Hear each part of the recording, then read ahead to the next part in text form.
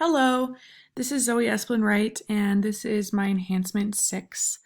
And as you can see here, I'm having some issues with getting the um, program or the code that I wrote to display correctly.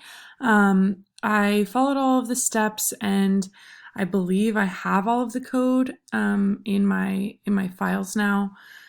However, I am just facing some difficulties with the login, log out, getting it to actually work, and losing track of where my variables are stored, and just, I guess, ran out of time to keep trying to figure it out. So, any help, I'm going to try to reach out this week and maybe get your assistance or assistance from a tutor, something like that, to try to figure out what is going on with this. But, any help from you would be very welcome in trying to figure out why this is happening. But in the meantime, I will show that what I have is valid CSS.